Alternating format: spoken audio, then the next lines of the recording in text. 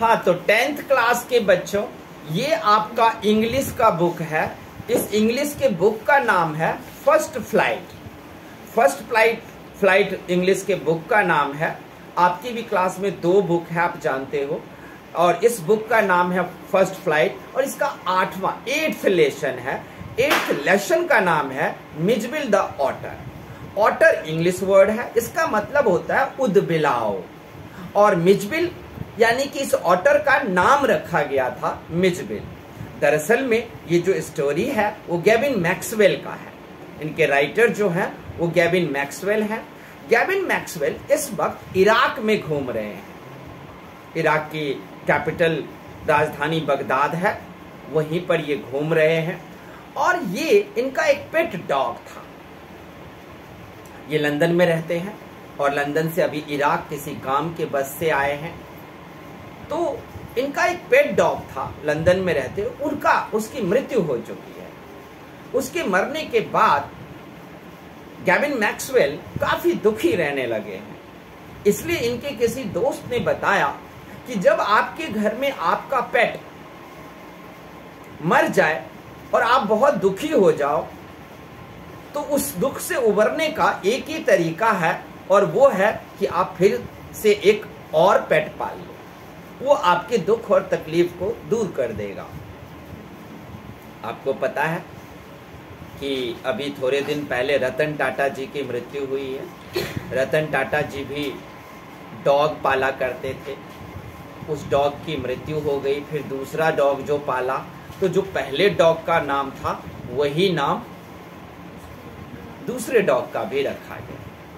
तो ऐसे ही होता है कि अगर आप अपने पेट डॉग की मृत्यु से काफी दुखी हो, तो आपको क्या चाहिए कि आप दूसरा पेट पाल लो और नाम वही रख दो, ताकि अपने आपको दुख से उबरने का आपको अवसर मिल जाएगा। तो यही है, गैविन मैक्सवेल हैं, इराक में घूम रहे हैं, और इस बार दोस्त ने उसे कहा है। 1956 की लगभग ये बात है, और ये इनके डॉग की मृत्यु के बाद ये काफी दुखी थे।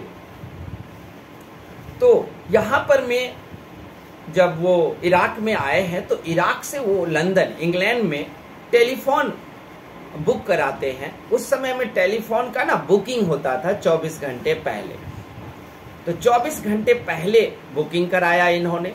24 घंटे बाद आया तो पता चला कि आज कोई छुट्टी है इराक में, इसलिए वो आज फोन ऑफिस ही बंद है।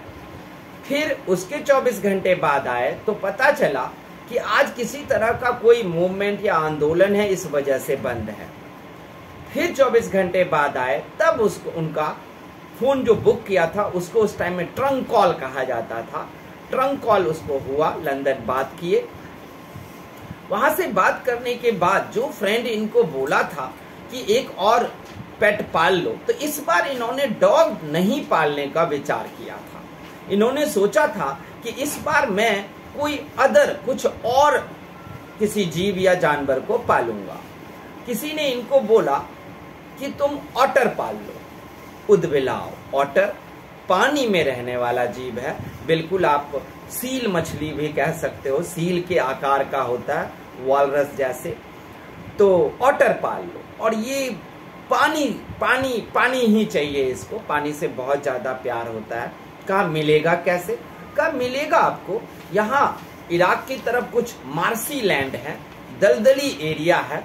उस दलदली एरिया में जा करके हम आपके लिए एक ऑटर ला देंगे और आप वो पाल सकते हैं। ठीक है, ला देंगे। एक दिन बोरी में एक ऑटर को बंद करके एक व्यक्ति ला दिया।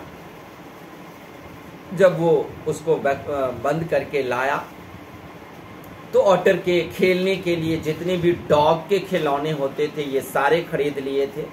लेकिन ऑटर अभी थोड़ा फेमिलियर नहीं हो रहा था, किसी से भी जान पहचान बना नहीं रहा था, राइटर से भी हिलमिल नहीं रहा था, और उसको छोड़ दिया गया था ऐसे ही घर में कि देखते हैं 1-2 दिन क्या होता है।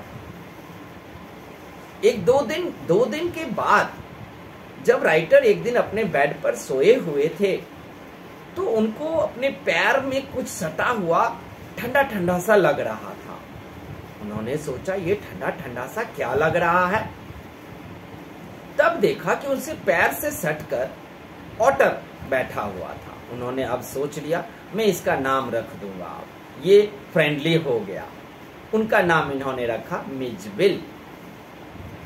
मिजबिल फ्रेंडली हो गया था, राइटर को पहचानने लगा था। अब राइटर के साथ ही वो रजाई में रात भर सोता था। अब उसके लिए बाथरूम जो है पानी खोलकर टब में रख देते थे, वो उसमें घंटों नहाता था। जितने भी डॉग के खिलौने थे, वो चक्री, पिंग पोंग बॉल, ये सब चीजों से वो काफी अच्छे से खेलता था। लेकिन अब एक प्रॉब्लम आ गई थी कि ये टब में बैठ जाता था और कैसे न कैसे करके टैप खोल लेता था, नलका खोल लेता था और सारा पानी गिर रहा है और उसके नीचे ये बैठा रहता था मिजबिल। अब लेखक को बड़ी परेशानी, कहीं बाहर जाओ तो अब सबसे पहले क्या करो, बाथरूम में ताला लगा के जाओ, क्योंकि ये जाएगा और नलका खोल देगा, क्योंकि ये पता नहीं नलका कैसे खोलना सीख गया। और उसमें बैठा रहता था, कुछ नहीं, ज्यादा देर तक पानी में ये रहने भी देते थे, खाने पीने में भी वो सब कुछ खा ले रहा था। अब प्रश्न आया था कि मिजबिल को लंदन कैसे ले जाएंगे, क्योंकि इंग्लैंड के जितने भी एयरलाइंस हैं वो किसी भी जानवर को कैरी करने का परमिशन नहीं देता है, लेकिन फ्रेंच एयरलाइंस देता है। तो अब इनको क्या था कि स्टेशन बदल बदल के जाना होगा। अभी मैं बगदाद से एरोप्लेन लूंगा और फ्रांस जाऊंगा, फिर फ्रांस से फ्रेंच एयरलाइंस लंदन जाती है, ऐसे अपना काम बन जाएगा। बगदाद से सीधे फ्रेंच लंदन के लिए नहीं था, बगदाद से एयरलाइंस फ्रेंच एयरलाइंस पेरिस के लिए था और फिर पेरिस से लंदन के लिए था। लंदन से बगदाद से सीधा एयरलाइंस लंदन के लिए था, लेकिन वो तो किसी भी जानवर को कैरी करने का परमिशन ही नहीं देता था। इन्होंने अब सोचा कि ठीक है, पेरिस होते हुए चले जाएंगे, तो कैसे ले जाऊं मिजबिल को। तो उन्होंने एक लकड़ी का बॉक्स बनाकर लाया, लकड़ी के बॉक्स में एक जगह छेद भी कर दिया और एक लेदर बैग भी बड़ा सा ले आए थे। मिजबिल अभी छोटा था, बच्चा जैसे कुत्ते का पिल्ला होता है उससे थोड़ा सा बड़ा था। उस बॉक्स में इन्होंने रख दिया और टिकट लाने के लिए गए, क्योंकि 2 से ढाई घंटे बाद प्लेन थी, तो 2-2.5 घंटे टिकट लाने में भी इनको लग जाएगा। और तब तक इन्होंने उस लकड़ी के बॉक्स में बंद कर दिया, नीचे एक छेद भी कर दिया था ताकि हवा आसानी से आ जा सके और सांस लेने में मिजबिल को कोई तकलीफ ना हो।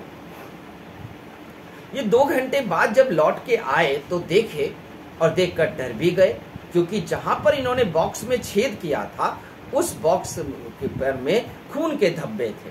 इन्होंने जल्दी से बॉक्स को खोला, सही सलामत था मिजबिल, लेकिन उस छेद में वो अपने पंजे मार मार के अपना पंजा घायल कर लिया था, उन्हीं पंजे का खून वहां लगा हुआ था। अब इन्होंने सोचा बॉक्स में ले जाना तो बड़ी मुश्किल लग रही है, क्योंकि ये इसमें ज्यादा छटपटाएगा, ज्यादा परेशान रहेगा, तो उन्होंने लेदर बैग में ही रख लिया। लेदर बैग में रखकर और उसको चेन पूरा बंद करके उसका सिर थोड़ा हल्का सा बाहर निकलता हुआ छोड़ दिया और फिर ये फ्रेंच एयरलाइंस में चल गए। फ्रेंच एयरलाइंस पेरिस जा रही थी, वहां पर मैं पता नहीं कैसे न कैसे करके एक बार वो थैले में से कूद के मिजबिल बाहर आ गया और उससे एक सरदार जी बड़े पेट वाले थे, देखकर डर गए और सरदार जी लुढ़क गए फर्श पर में प्लेन के अंदर ही। लेकिन तुरंत ही क्रू मेंबर आए, जहाज के जो अटेंडेंट होते हैं सब ने कहा कि इसे थोड़ा संभाल के रखिए, दूसरे यात्रियों को कोई परेशानी ना हो। कहा नहीं, हम कोई परेशानी नहीं होने देंगे, हम इसको संभाल कर रखेंगे, आप लोग चिंता ना करें।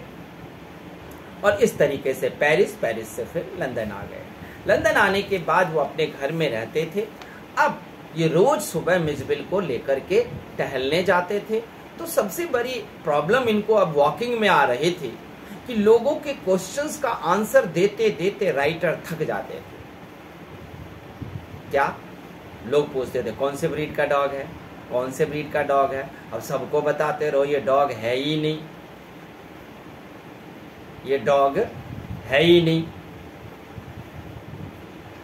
ये तो ऑटर है, ये तो मिसबिल है, ये डॉग का कोई ब्रीड ही नहीं है, लोग पहचानते ही नहीं थे। और मिसबिल का जो आदत सबको जाके सूंघेगा। हाँ, और दूसरा कभी कभी मैं देखता था कि ये गली में जो मैन होल होते ना, नाली का मैन होल, वो साफ करने के लिए जो कर्मचारी आते थे तो मैन होल को खोल करके उनके 2-3 चप्पल जो होते थे वो बाहर रख कर मैन होल के अंदर घुसकर वो सफाई करते थे। तो वो व्यक्ति अंदर घुसा रहेगा और चप्पल और जो कपड़े ऊपर रहते थे वहां पर मिजबिल बैठ के घंटों तक उस मैन होल में ऐसे झांकता रहता था। दरअसल में बात यह है कि मिजबिल के लिए सबसे अच्छा घर ऐसा ही होता है।